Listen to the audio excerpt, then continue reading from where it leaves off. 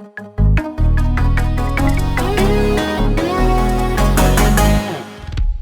dear gentlemen and gentlewomen, I am Binz, and welcome back to the BRESTMAM series. Last episode, what did we do last episode again? Oh, right. Last episode, we talked about a theoretical solution to breaking through the ceiling, that is, the idle time that the float piece selector and quadrant cycler array spend communicating with each other.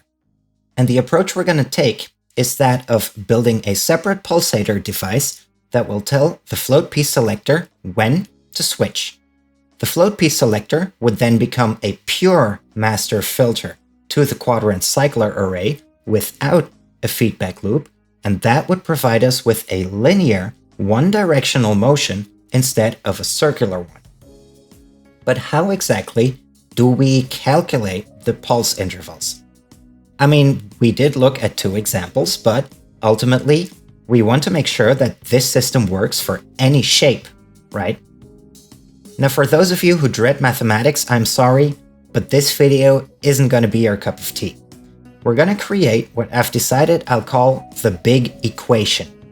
The big equation is the formula that calculates how many ticks it will take one clock to perform one full cycle through all of the float types for any given input shape. All right, you ready? Well, the first thing we're going to do is come up with some symbols that we can use for practical purposes. The total cycle time, we'll call that capital Q. Q is the time it takes one clock to perform one full cycle through all of the 6 float types.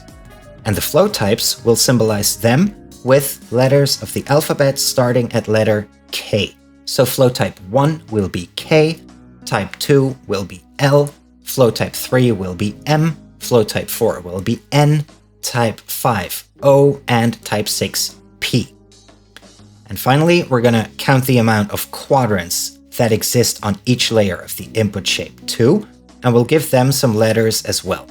For the amount of quadrants on layer 1, we'll take the letter A, layer 2 gets the letter B, layer 3 gets to be C, and layer 4 D. Alright? Now, in the previous episode, we already established that the total cycle time is the result of adding all of the individual cycle times of the float types together, right? We'll cycle through float type 1 first, then 2, then 3, and so on.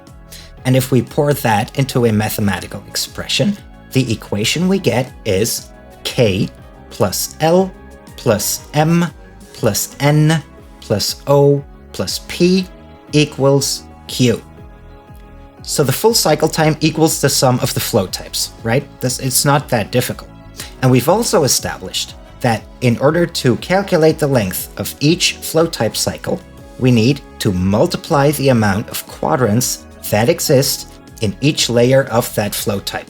So for float type 1, we need to multiply the amount of quadrants on layer 1 with the amount of quadrants on layer 2.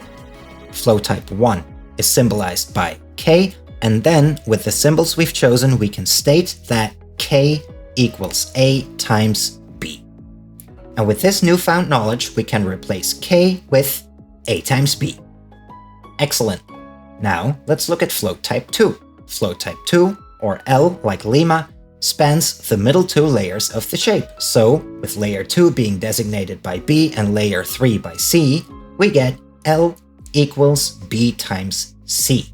And we insert that too. Now, let's do that for the remaining variables in our equation. M, like Mike, equals C times D. N, like November, equals A times B times C. O equals B times C times D. And finally, P equals A times B times C times D. And there we have it, the big equation. With this, we can calculate how many float types there are in any given target shape. Want to try one together? Let's go here. And let's do this one, my profile picture, aka the best shape ever created. If we separate it for layers, we get this. And now, let's fill in the values for our equation. A in this case equals 1, B equals 2, C equals 3, and D equals 1. Whenever we have to multiply by 1, the result will be the same, so let's simplify. And then we calculate what's left. 2 times 3 equals 6. We do that for that one, that one, that one, and that one. And there we have it. 2 plus 6 plus 3 plus 6 plus 6 plus 6 equals 29. A cycle through this shape will take 29 ticks. Alright? Want to do another one? Let's do another one. Now in this shape, we've only got 3 layers. This means that D equals 0. And every variable that is multiplied by 0, well, we can get rid of that entirely. Then B equals 1 again, so we can remove those as well. And what we're ultimately left with is 2 plus 2 plus 4 equals 8. Good. Splendid. But now here's the kicker. I don't care. I don't care. I don't care about the result of this equation. I am not interested to know that the previous shape would take 29 ticks for a full cycle and this one takes 8. I am really not interested in knowing these values. If you told them to me, I'd be like, oh, that's nice, but I really don't care. Because what I want to do is let the decoder figure it out. That's what it's there for.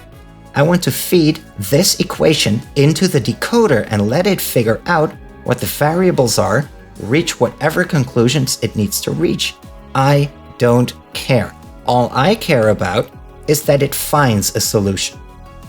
And of course, now the challenge is finding the right tools and build something that will help us achieve that goal.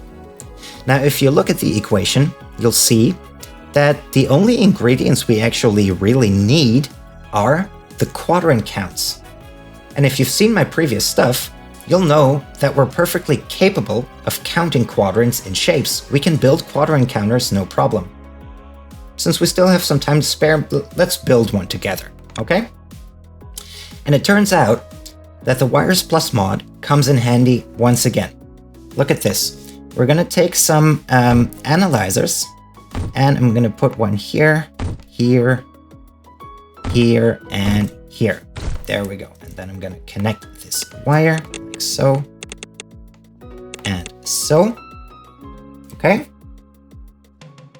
And then, of course, before I forget, this is a system that works for a single layer. So we're gonna do it like this, okay? And we see that this is a layer with 2 quadrants on it. So here's the thing we're gonna do.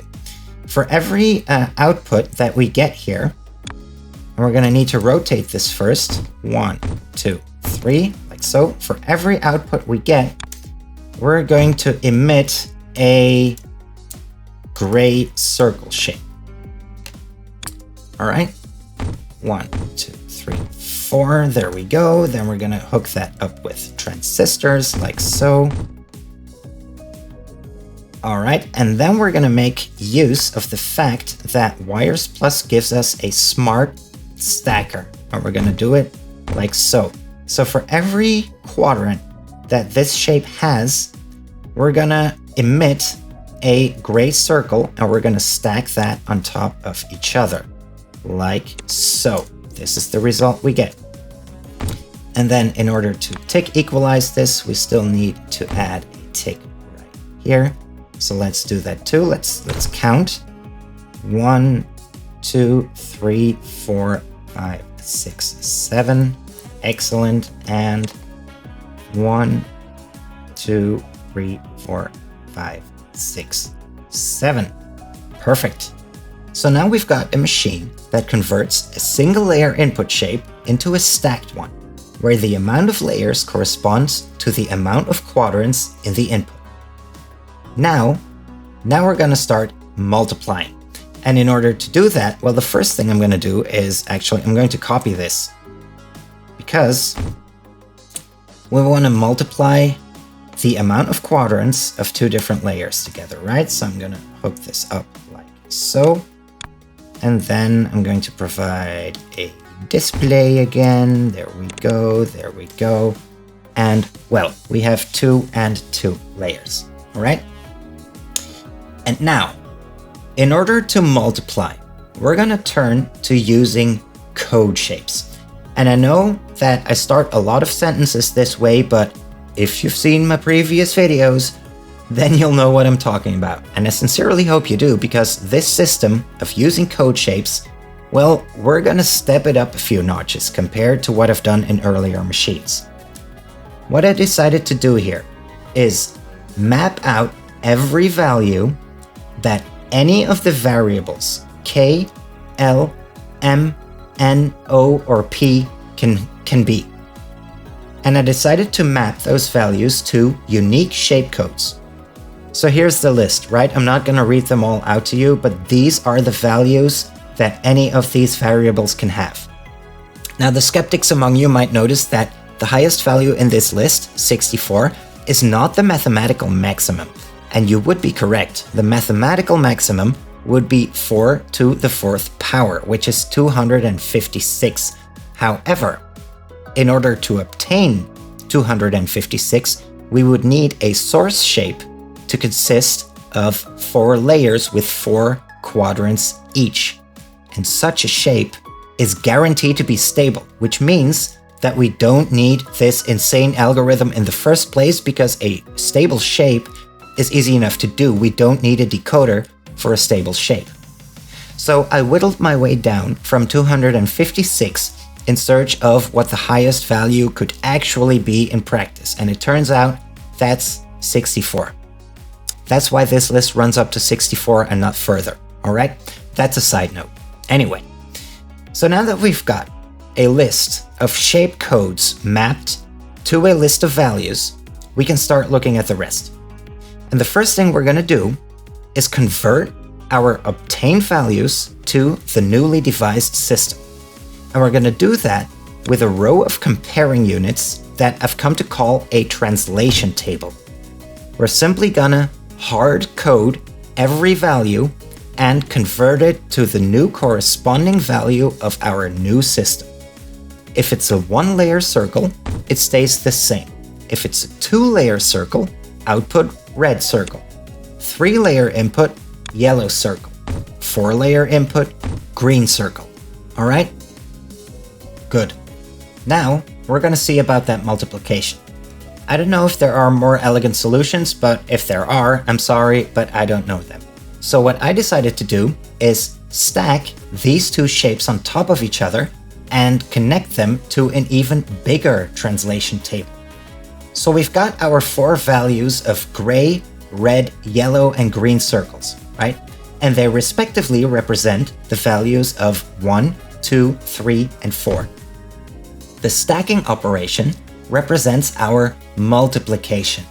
So 2 red circles stacked on top of each other means 2 times 2. And 2 times 2 equals 4, and the value 4 is represented by the green circle.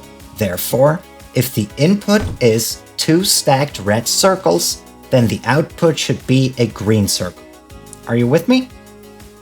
And now we've obtained a wire that contains a symbol that represents the float length for float type 1. And the wire contains the correct value regardless of input. Here, we've got a 2x2 floating piece, but let's change it to something else.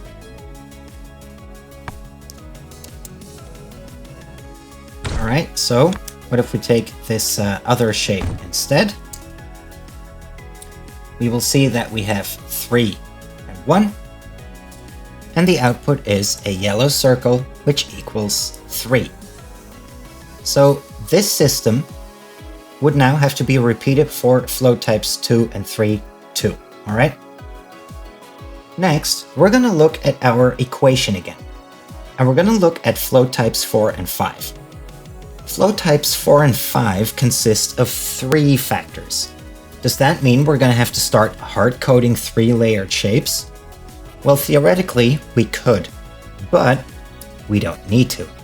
Float type 4, for example, represented by N for November, has a value that equals A times B times C. But float type 1, or value K, already equals A times B, And we've already calculated that. We already have a wire, this purple wire right here. We already have a wire with that value on it. In this example, it's 3 times 1 equals 3, represented by the yellow circle. So for float type 4, we can replace A times B by K, which means in practice that we can stack our K value, so the yellow circle, we can stack that on top of the quadrant count for layer 3, which in my example we don't have, but usually we'd have a layer 3, right? So the same thing we did here, we would stack this wire on top of this wire and run that into a new translation table. And that would get us the value for float type 4, right?